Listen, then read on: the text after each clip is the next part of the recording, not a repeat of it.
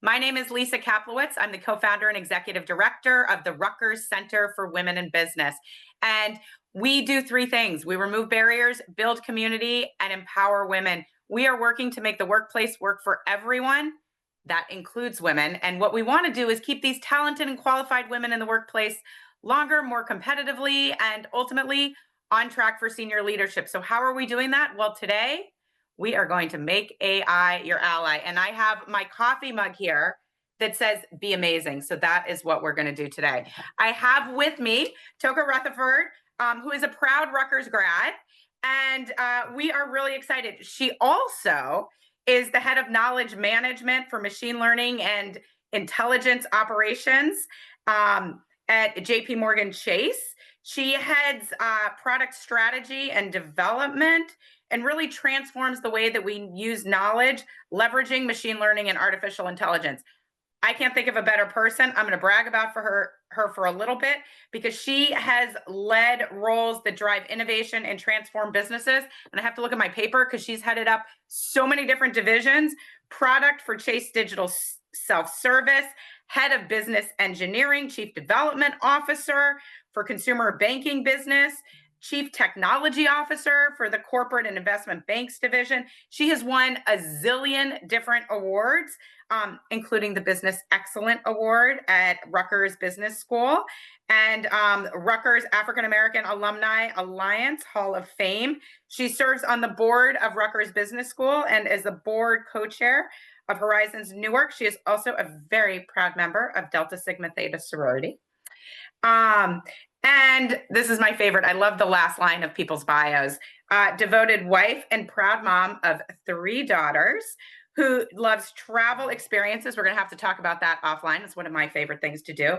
And enjoys life with her family, friends, and a Pomsky. So thank you, Toacca, for being here. I am going to mute myself, put the slides up, and turn it over to you. And I want folks to be comfortable reaching out in the chat. We're going to monitor it. Feel free to ask questions. And with that, Toacca, I'm going to. All right. Well, thank you so much, Lisa. I just love coming here, spending time with you, and this Rutgers for Center for Women in Business. Super excited to be here, and really just figure out how to share with you all and make this a very engaging discussion around using AI every day. And so you may ask yourself, well, what is AI? And think of AI, you probably are hearing it everywhere you go in many respects, but think of it as a system. It's performing tasks that normally require human intelligence. It's definitely it's been around since the 50s, quite honestly, in the 1950s, but it's become more prominent recently with Gen AI. And you may have heard of things like ChatGPT as one example of that. And with generative AI, it really looks at large patterns of data, think the entire internet, and detect things that humans can't. And so that pattern recognition helps to generate net new things, which is hence the generative part of it. So that's what's kind of created a bit of the momentum and interest all over really the world because of its impact. So we can dive right in. So what we'll cover today, if we move to the next slide, is yay, okay. So today we will explore everyday AI, so ways that we can appreciate why AI matters. We want to break down some fear factors so that you feel less overwhelmed by the pace of change. We want to understand our options and AI tools better. So by the time you leave here, you should hopefully have some tools in your toolkit. You'll know when to keep that human in the loop. It's a common term used in AI, human in the loop. So we'll talk a bit more about that. And lastly, I want to inspire you to use AI more. So next slide. So why AI matters to you. And so here, it's already shaping the tools that you use every day. It's from playlists to pricing. If you have a smartphone, AI is somewhere embedded in it. You can use it to intentionally help you save time, to create value, as well as to stand out. It's not just about coding or tech, even though I mentioned it's a system and you get all those techie kind of terms. And the engineer in me loves that. However, it's really about curiosity and creativity. So I found this actually on the internet. I think it's from Shalini University, but they had a nice visual that really showed how prevalent AI is being used in our day-to-day lives, from Google Maps to what you watch on your streaming platforms, of course, your phones, camera. Actually, I remember one time, one of the first times I sort of saw it on my phone was I'd taken my daughter to see Beyonce, and one of the next times, this was several years back, and one of the next time that I went in, I saw on my phone um, an entire album of photos from the event, and it was titled Beyonce at MetLife Stadium. And I was like, how did it know that that happened? So it's really interesting to see how it's embedded in our lives. So it's definitely here. It's part of what you do every day. And so we want to break down some fear factors. So next slide. You don't have to be a tech person. As I mentioned a little earlier, and I love this visual because it really shows the human and what we could imagine artificial intelligence, if it were in physical form, would look like. And so really having it be like, think of it as I've heard it as a thought partner, certainly as you use it in more of the leadership ranks, as a thought partner, but certainly just as a teammate, depending upon what you're doing. And ask yourself, can AI help me do this faster, better, or differently? And you'll find that there are so many different opportunities, and you'll see it. I actually used one of the, I think it was Dolly or one of the visual platforms to create this image, but I essentially put in a prompt that said, kind of create this visual of a workforce where we show AI, humans interacting, and really how we could imagine the accelerated workplace.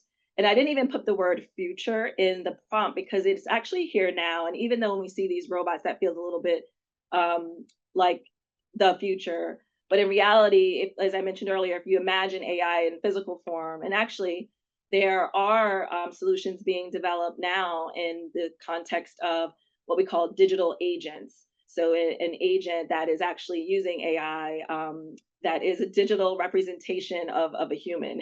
We'll talk a little bit more about that later. But I just wanted to highlight like that you can really use it as part of how you do your day to day. And so here, I just chose business school type of disciplines, but it's really it's in healthcare, it's in all sorts of beauty, it's literally everywhere. So here, if you focus on accounting, we see automation and reconciliation and forecasting, certainly any kind of business analytics where you have insights that are being produced by AI solutions and they're generated much faster. I already talked about for information technology, but certainly people think about it as faster coding is usually one of the early use cases. But we also start to see roles being blended and impacted differently. And that's across the board, but we certainly saw it first on the technology side or early in the technology side. In finance, certainly using it, while LLMs or generative models aren't as great at finance just yet, or math just yet, I'll say just yet. But there are elements that you can use it for to help with optimizing portfolios and doing risk detection. Some of that's been around for years in particular for things like fraud and so forth. Of course, marketing, I think we all are subject to targeted marketing opportunities. So how you personalize and actually generate new content. As I mentioned, I generated this visual. You can imagine as you're generating new marketing content, there's an opportunity there to generate supply chain, making the logistics. I think if I know I use Amazon, many others, but the disruption they've done there and the supply chain to really make it easy, faster, predictive. It's like I didn't even know I needed this. And there I am clicking on it to have it arrive sometimes within the same day. And then, of course, from a leadership and management standpoint, we as leaders have to guide people through this workplace and this workforce change and impact. And so, what does that mean for me as a leader, and what's expected of me as people move through this, including yourself as a leader? So, there's definitely a focus on being a coworker, thinking of AI as a coworker, and you'll hear terms like Microsoft has Copilot. You kind of hear this notion of collaboration. When often people lean in on productivity, so how is their speed and adaptability that I can leverage by using this technology, these solutions? And then most important, if we can all get captivated and enchanted with the promise of what's possible here. But human skills still matter. Actually, they matter in many respects more. And the HITLs, the human in the loop, I referenced that a little earlier. It is an intentional expression in this AI world where the human still needs to be a part of solutions. Next slide. So I covered quite a bit of ground off the jump here, and so let's pause for a moment because we're already moving at accelerated pace. And I really would like for you to think about for yourself. Next slide. Are you AI ready for your career? And ask yourself that question. Which part of your future field? I just went through several examples of how it's impacting different industries. You may feel it in your day job, in your role, in your leadership function. And what human strengths do you bring that AI can't replace? What AI tool or concept could you learn or learn to prepare, given what we said from the outset? So I'll give it about 60 seconds. And I would like for you to write down one action step that you will explore.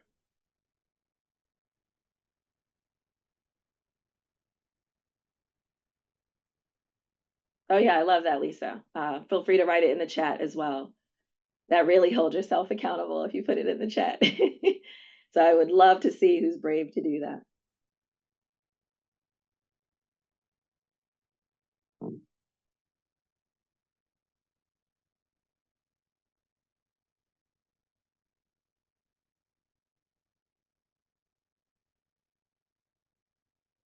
All right. I have about 30 more seconds left. And I did not see anyone in the chat unless, email automation. Love it. Love it, love it, love it, Heather. Help me learn a new language. Yes. Copilot. Ooh, yes. We're on a roll now. Look at this accelerated pace. I love it. I love it.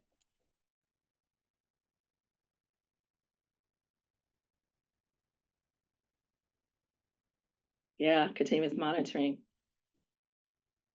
of the rapid changes happening in AI. Awesome. So continue to, if you hear things along the way, I love it. It's still flowing through. But definitely write it down because by the end of the session, I feel like you will have some tools that will allow you to move forward if you haven't already. All right, let's move to the next slide. So AI in our daily lives. I started talking about how it's already embedded in many of the experiences that you may do every day. But here's where you can start to get more intentional about your problems to solve or how you can be more productive where you may not be leaning in on using AI. This is by no means exhaustive. One of the things that, and I live and work in AI like every day. One of the things that is definitely a challenge is how do you cut through the overwhelm? It feels overwhelming. And of course, I could have come here with a laundry list of tools and options. This is by no means exhaustive. But when Lisa and I chatted about it, it's like, how do we break down the fear factors? And so I figured let's focus on two areas, professional, personal. And on the professional side, I thought about what are some of the common tasks or tasks that could apply to a pretty wide audience, and where could specific AI tools help and examples of that. So you'll see that here. So someone wrote in the chat around summarizing emails, drafting emails. That's where Microsoft Copilot. You'll see more and more. If you're using Microsoft 360, Office 360, Copilot, if you have that added in as it's embedded. And so you'll see more and more solutions in your work life embedding AI in its features and functions and capabilities. Things like, how can I summarize a bunch of emails that come in my inbox for that day, so that, and then tell me what I need to action? Definitely a possibility. Drafting a response to an email, also an opportunity. When you're looking for a job, if you're wanting to prepare for an interview, for so first and foremost is like, is my resume updated, and what could, if I use an AI tool, how can it help me perfect it or make it better? And so you can use things like prompts that, in things like ChatGPT or in solutions that LinkedIn AI offers, LinkedIn AI, that allow you to just continue to refine till you get to a point where you feel comfortable.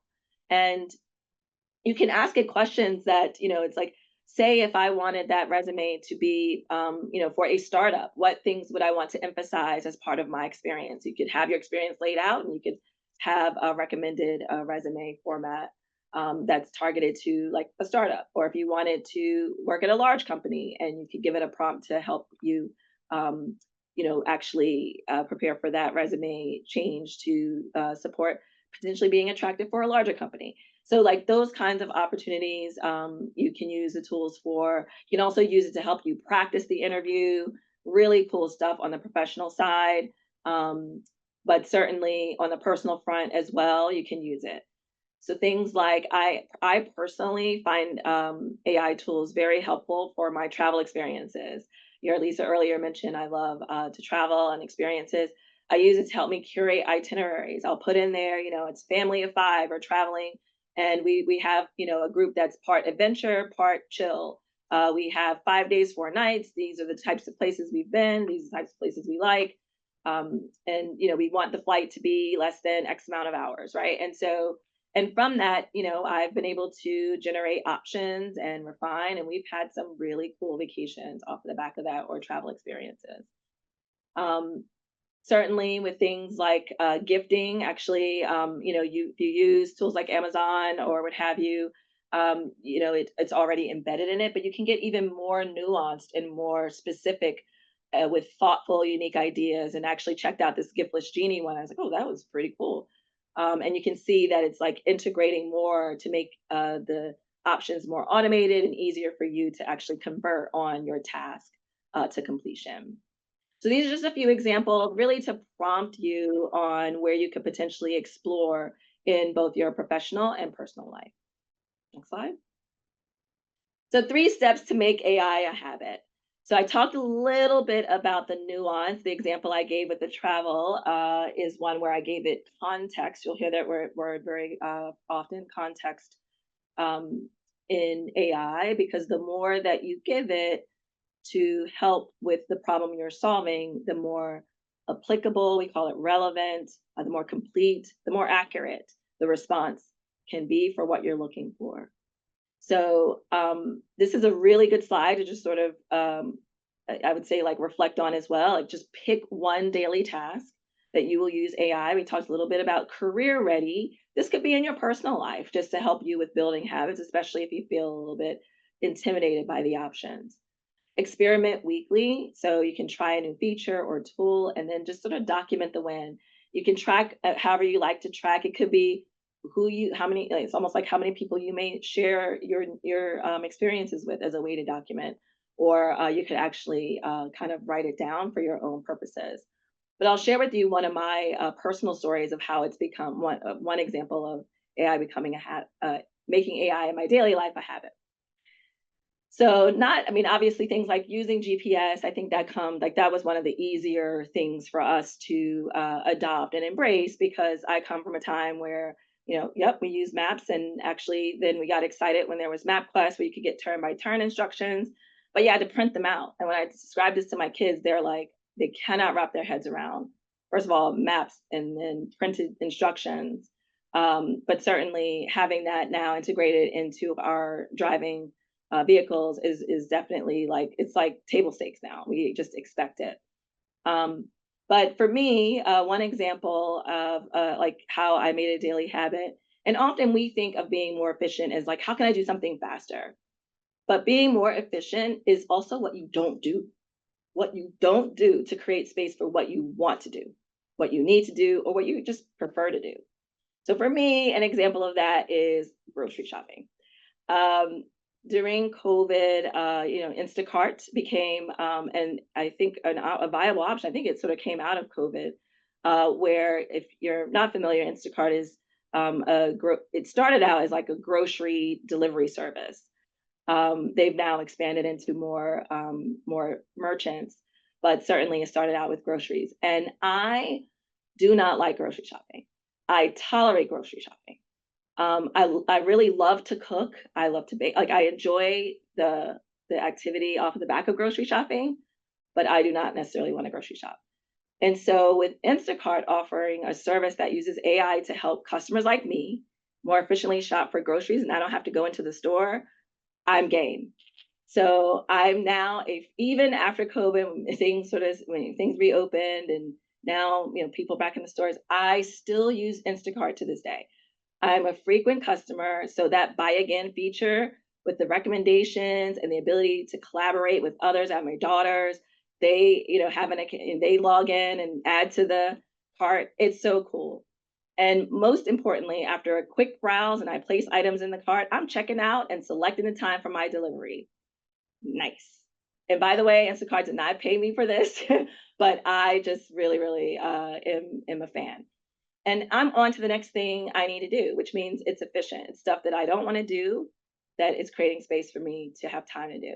And even better, I get my daughters to unload and put the food away when it arrives. So I really am taking myself in large part out of the equation. Um, and when my daughter was in college on campus, she would order certain supplies or items under the same account and could deliver it to a different address. Ah, in terms of features, I was like, this is sweet. One household, but it can be delivered to multiple places. I also like that it's integrated with apps like New York Times Cooking, where like the recipes that are on there can create shopping lists that automatically import to Instacart. Boom, it's in my cart and I can check out. Like there are just so many opportunities that I can imagine to automate. And certainly, if I think about just what if I gave it context, back to the word context earlier, context of the items that I have at home, which means I don't need it, just only do the difference in the cart. Like mind blowing, right?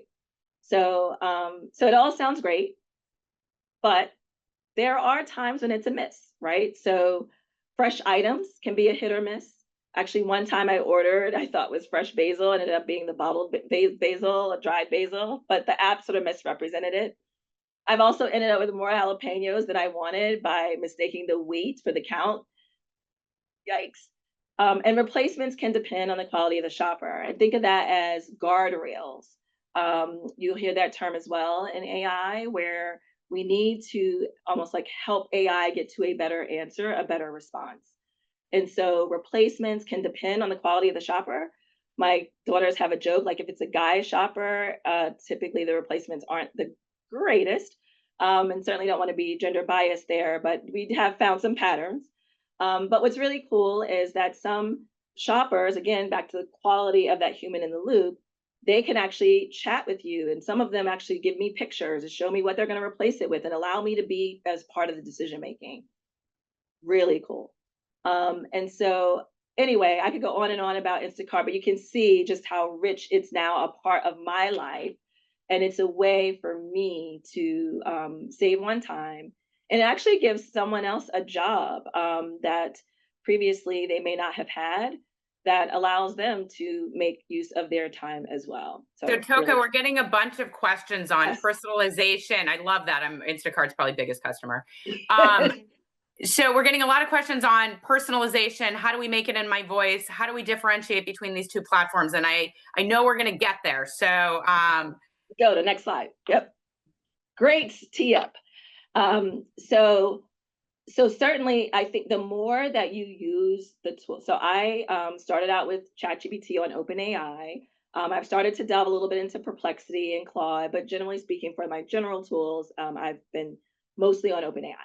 And so what's nice about it is that the more you interact, ask questions, your tone of voice, like give it instructions about who you are or about what you want from it, you can start to create your own style guide. There are things you may have heard of the term prompt library. So you can create your own, almost like a library of prompts that you can literally just like copy paste and edit based on the scenario that you want to format it for. Context is important, and I want to spend a little bit of time on this. I know I've touched on it in the earlier parts, but this is where I think this is some of the fear factor that kind of crops up, which is how much do I really want to tell the machines about me, about my what I like, what I don't like, all the nuances that make me human. And there's some vulnerability there, and certainly as women, it's like it's one of those things like how do I want to show up in this AI space? You may have heard of terms like avatars or synthetic personas, like this. How do you create almost like this artificial representation of sort of who you are?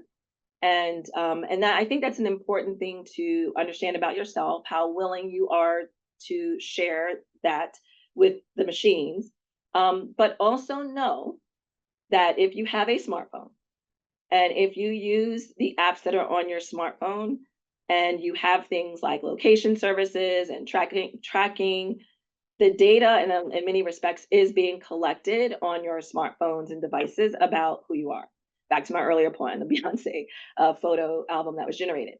So I think it's important for you to also explore what things you are willing to share about yourself and to make it personal, right? The personalization, and what things you still want to keep close guard of. And we'll talk about this about later when we get to what AI is still short, where it still falls short, and what you still need to protect.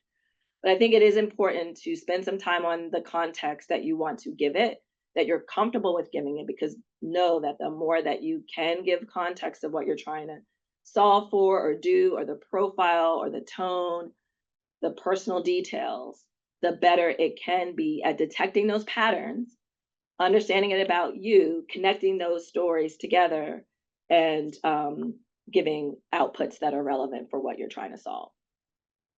Integrating AI with your existing workflow. A lot of times, one of the criticisms of the tool landscape today is that it feels quite fragmented. It feels like there are tools that are all over the place, and that it's a very competitive landscape, and it really is. Um, the amount of models that are being created, and someone said I heard the other day, it's like there's no use case that hasn't been like articulated, almost like that you want to solve for. We know that's not true, but that's kind of how it feels. And so you also just like to not feel overwhelmed is like find that place, that safe space that you feel that it makes sense for you to integrate it. It could start with apps that you use on your phone, or it could start in your in your professional workspace where you may want to integrate it more. And that's why things like Slack or Gmail could be ways that you do that. Okay, so now I'm excited because now you're going to break down these platforms for Yes, us and tell yes, us that differentiate them, because to us it sounds a little bit like alphabet soup. yes, that's right. And so I broke it down into two categories. One, but they can apply, it doesn't matter like kind of your problem to solve. But for early professionals, it could be early in your career where you could be focused on things like, well, how do I, in terms of the general chat, as I mentioned, I started out probably my first intentional AI embrace tool was with ChatGPT on the OpenAI platform. But as I mentioned, Claude and Perplexity, there are many others. But certainly you do want to, and you can ask Google, right? What kind of tools are out there that can fit the different categories that you're looking for. This is by no means exhaustive, but you can see that different tools are made for different purposes. And while the general tools can be good at a lot of things, you also have AI tools that are built for purpose to solve problems in specific categories. So things like in the case of like summarizing and organizing for like things like if you take a lot of notes or study, you're studying for your advanced degrees or even just like your certifications, things like licenses that you need, things like that that you may be able to use tools for to help you. You have Notion AI, Gemini, Otter AI. I've used Gemini. I haven't used Notion AI or Otter AI, but definitely having a way to like load up a bunch of documents, that allow, provide that you're allowed to, and using these tools to help you with synthesizing large amounts of information and summarizing. And the ease of use, the kind of for the rating scale here is like it is subjective, but the point here is that you have 5 stars would be like it's extremely intuitive. Like it really is plug and play. And if you're a first time casual AI user, you may just like totally figure it out. But the 4 stars, which is where many of these land, it's like there is a little bit of a learning curve. You are going to need to spend a little bit of time, but it is still pretty quick and easy to use. And then the 3 stars more like moderate. So you need to be more familiar with the digital tools. Like if you're familiar with, if you've used Canva, I know people who are in visual design, Adobe, you already are in a space that has very enterprise wide scale tools. And so if you're a creative, you're probably already even familiar with using these. But if you're not a creative, you can still use tools like those and come up to speed, but it may require you a little bit of time. I use Canva, and actually, I'm very active at my church. My husband's a pastor, and we actually put on events. And there are times when I have to pull together a flyer for an event, and I use Canva, and it gives me a great starting point. And especially for the engineering me, I'm not that creative visually, but I know when great design exists and when it shows up, and so I can edit and perfect it from there. And so that's really cool. I talked about on the career, and then on lifestyle. Haven't used Clio or Kayak, but certainly MyFitnessPal. I have downloaded the app. I haven't personalized it. I have used it. But certainly I am an avid habit user of Fitbit. And so while it's not on here, I know they're using AI in their experiences, especially now that it's been bought by Google. That's for early professionals. Now we move more into, so that's kind of like general where it can apply to anyone, but generally when you're early in your career, those are some of the types of categories of things that you're solving for professionally. And then, of course, as you get more experience and you have categories like now I'm focused on strategy and decision making.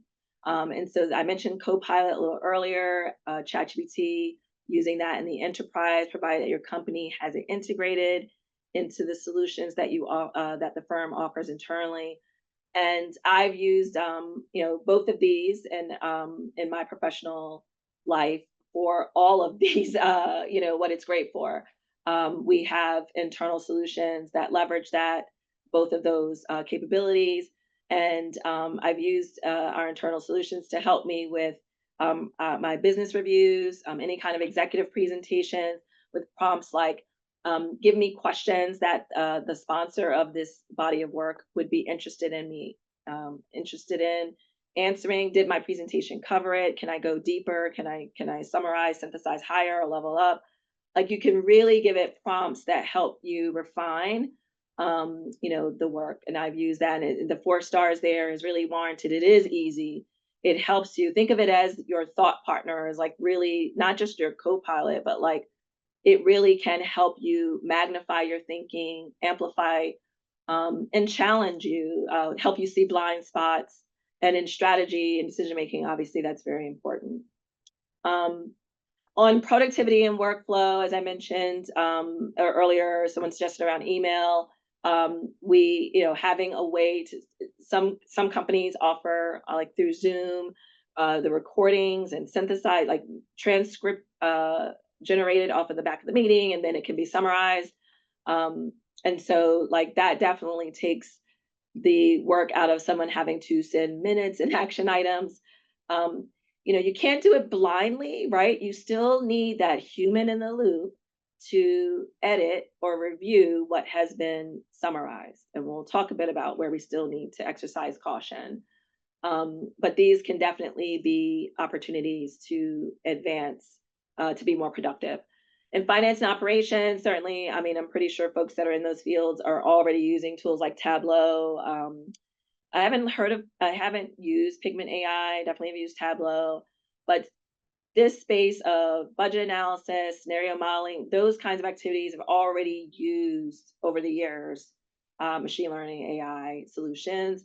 It definitely requires more time to set up and to integrate. You can see the 3 stars there.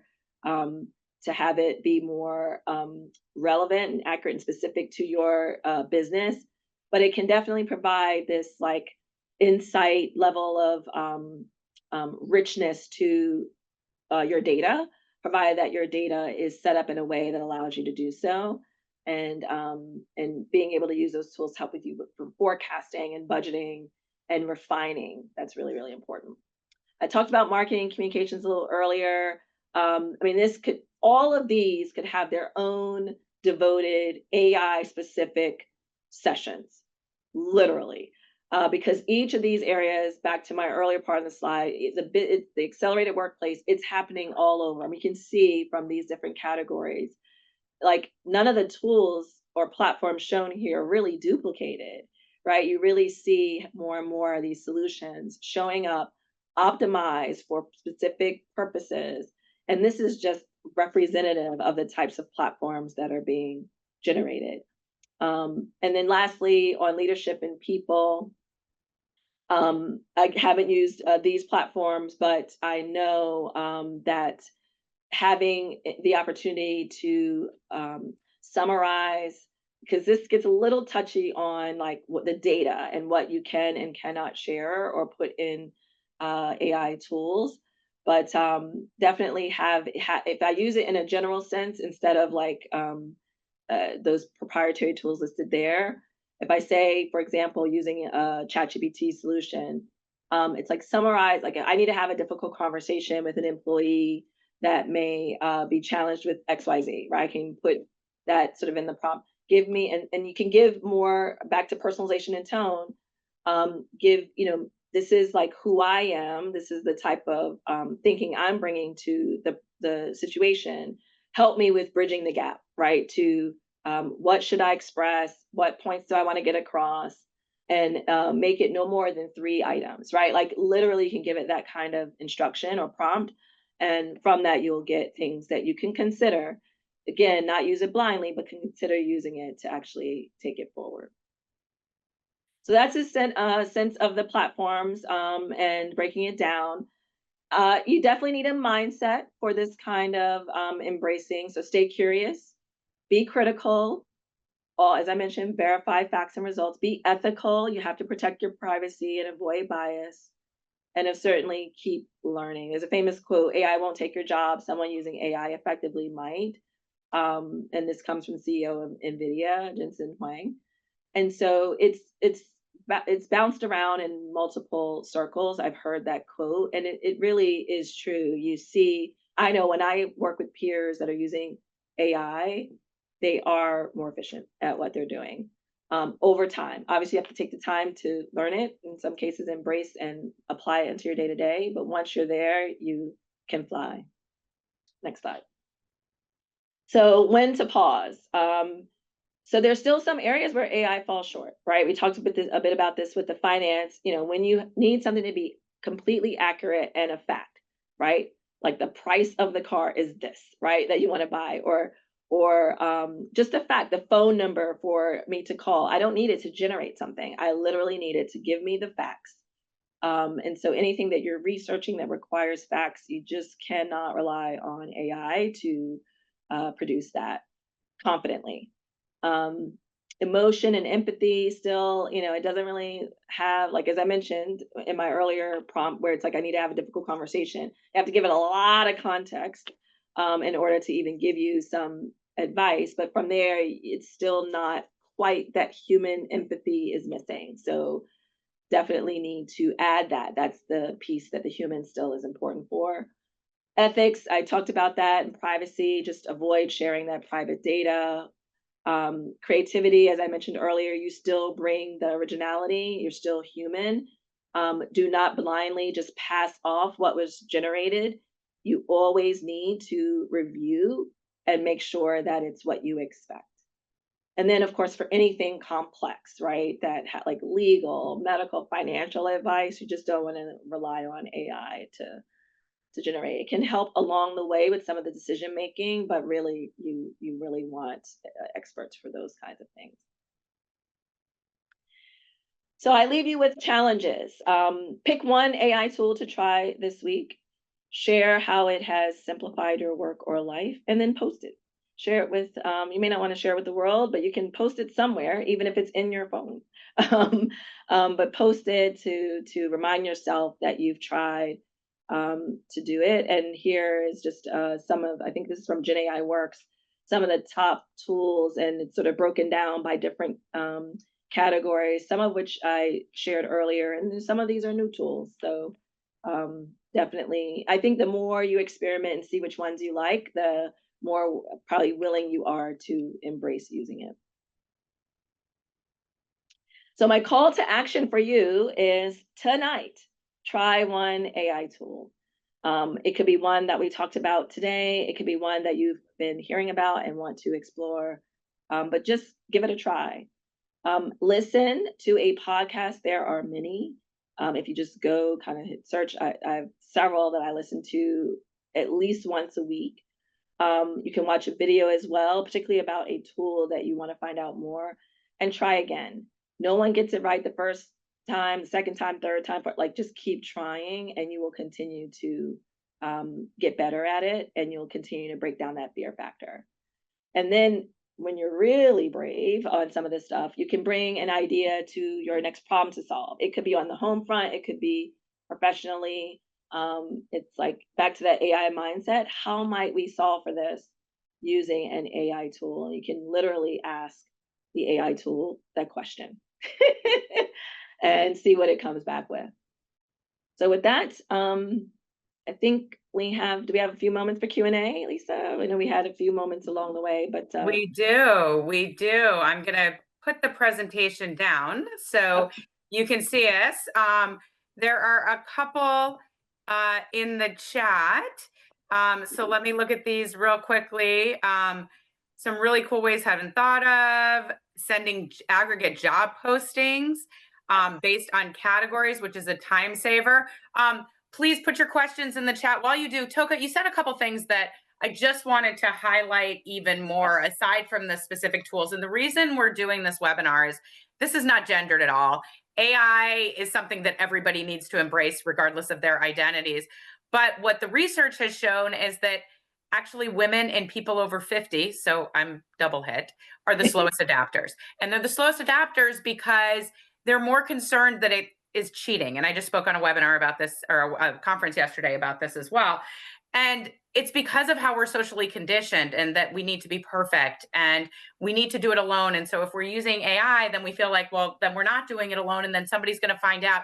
And unfortunately, women are penalized more. And one study came out that actually the people that penalized women the most for using it were men that had never used it themselves.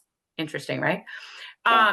And so what we've also found out is that women with disabilities, unseen disabilities, so neurodivergent women, et cetera, are penalized even more for using it. And so we need to break down the stigma of using it. Companies, what your employers, and if you're in the position of leadership that can do some of this stuff, there are a couple things that you can do. One is share when you have used it. Break down the stigma, say that you're using it, and also be transparent that you are using it. And if we have leaders role model effective, ethical use of AI, that's really important. And the other thing is we need women, we need people of color, we need neurodivergent folks, we need everybody to keep using the AI, because by using it, we're training it. And if we don't train it, then the biases that may exist in our physical world are going to exist and get exacerbated in the artificial world. And we don't want that either.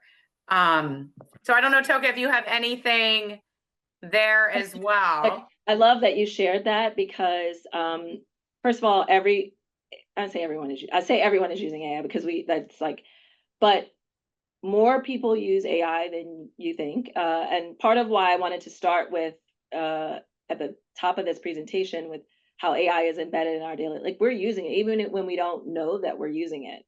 And so that's in part why I started there. And then also to the point of where you intentionally can action it to do other tasks that you may have thought of, Lisa, to your point, as cheating. And in reality, it's not. Actually, there was a quote earlier that I heard, use AI to become the person I want to be. And I love that because it's like, how can I use it as a coach or as a thought partner or as someone that, is getting better, that helps me break through the friction of an action, that breaks through, the problems that I'm trying to solve. And it actually came from Ali K. Miller. She's a leading voice in AI. She's one of like Time's most 100 most influential in AI. And she just, if you check her out, I don't know her, but if you check out some of her material, it has very help. It really helps to make it more accessible, as well as like how do you understand like it is being used. I use AI to create this presentation. I talked about elements that were that were specific, like where I did this prompt for this visual, but the framing I literally gave it a prompt, and it gave me what to say. But of course, I added in what I believe from my own experience through my storytelling, through that adds credibility to the conversation. And so that's really important. It's a thought partner for me. It helped me with laying out my thoughts. And there are things I moved around, there are things I edited out, right? Like, but I think it's important for me to one, share that. And two, Lisa, it is true that we could be potentially penalized, but I think the most important thing is put it in there, try it so that it can learn that how women are using these tools so that we can become more comfortable with it. Amazing. I love that. Now, there were a couple other questions in there on can we share the deck? Yes, we're going to share the deck with everyone who attended. And also, does Rutgers offer any programs? Yes, we actually offer quite a few mini MBA certificate programs focused on AI, intersecting with different industries as well. So we will send all of that to all of you as well. Great questions. And just thank you all. Thank you for being curious. Thank you for experimenting. Thank you for being brave and for trying out the AI. I want to share one last thing with folks. So bear with me as my computer is slow. We are the Rutgers Center for Women in Business. We wouldn't be able to do what we do and offer these free webinars and events without our generous support from our partners and sponsored companies. Additionally, we are self-funded, so we are part of Rutgers University, but we do rely on the generosity of our corporate and individual partners. So if you are so inclined, we need your support more than ever right now to really create this workplace that works for everyone. It is not zero sum. It is not gains for one at the expense of others. What we're really trying to do is break down these barriers and create environments that make everyone thrive. And by the way, I am a finance professor, profitable as well. Those are not mutually exclusive things. And so with that, have a fabulous weekend. We also have a webinar, or not a webinar, our conference coming up next week. I think we still have some virtual seats that are open. Virtual is free. We'll send you that information as well. It's all about the future of belonging in the workplace, technology, gender, and connection. So hope to see you all there.